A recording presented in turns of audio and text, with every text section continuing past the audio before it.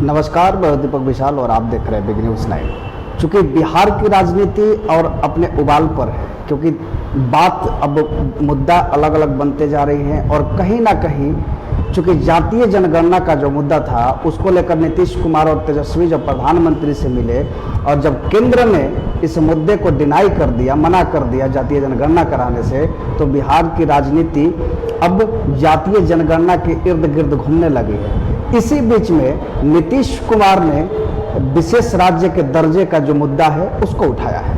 अब समझिए कि राजनीति क्या है। आपको पूरी खबर में तफसील से बता रहा हूं कि विशेष राज्य के दर्जे पर नीतीश को नरेंद्र मोदी से उम्मीद थी। तेजस्वी की चिट्ठी पर जवाब भी उन्होंने दिया है।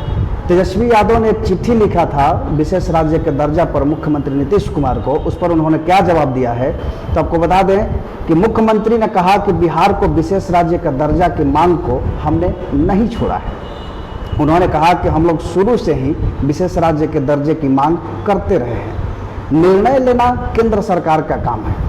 निर्धन राज्यों को सहायता देना केंद्र सरकार का काम है। योजनाओं एवं विकास मंत्री विजेंद्र प्रसाद यादव ने अपने ढंग से कहा था कि काफ़ी दिनों से विशेष दर्जे की मांग को नहीं माना गया है, तो विशेष सहायता ही दी जाए।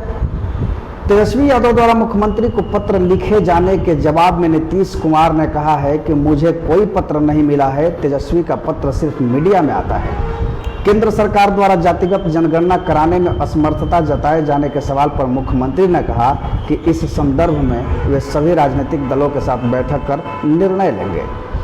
न्यायालय परिसर में सुरक्षा से जुड़े सवाल पर उन्होंने कहा कि तगड़ी व्यवस्था है, कहीं कोई गड़बड़ी करता है तो उस पर कार्रवाई होती है।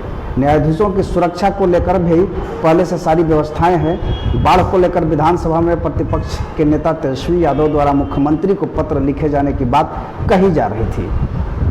उस संदर्भ में नीतीश ने कहा कि मुझे कोई पत्र नहीं मिला है, तेजस्वी का पत्र सिर्फ मीडिया में आता है, मीडिया द्वारा उनके पत्र की जानकारी मिलती है।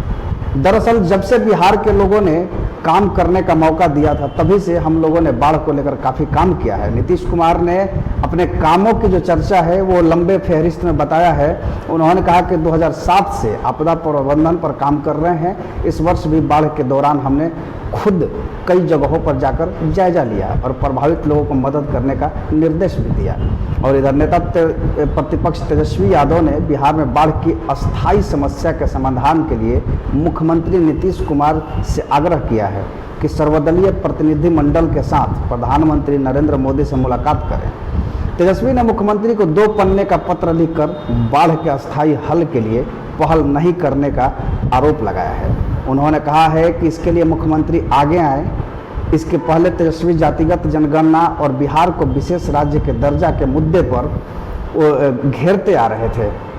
अब सवाल ये उठता है कि नीतीश कुमार क्या करेंगे, क्योंकि जातीय जनगणना केंद्र सरकार ने मना कर दिया, बिहार को विशेष राज्य का दर्जा तो मिला नहीं, और तेजस्वी यादव इन्हीं दोनों मुद्दों को पकड़ करके अब सरकार को घेरने की कोशिश कर रही है। और नीतीश कुमार भी कहीं ना कहीं इस मुद्दे को अब अपने सिरे से लेना शुरू किए हैं और उन्होंने खुल करके बातें करनी भी शुरू कर दी। एक तरफ नीतीश कुमार को प्रधानमंत्री पद के दावेदारी की शक्ल में परोसा जा रहा है, वहीं दूसरी तरफ नीतीश कुमार भी ये कह रहे हैं कि विशेष राज्य का दर्जा हमारा हक है और अगर केंद्र सरकार उसे नहीं देती है तो हम खुद ले लेंगे। बातों को समझने की ज़रूरत है कि नीतीश कुमार ने जब ये बातें कही है कि हम खुद ले लेंगे तो कहीं ना कहीं उसका तार जो है वो इससे जोड़कर देखा जा सकता है कि जब नीतीश कुमार को प्रधानमंत्री पद के लिए नामित किया जाए।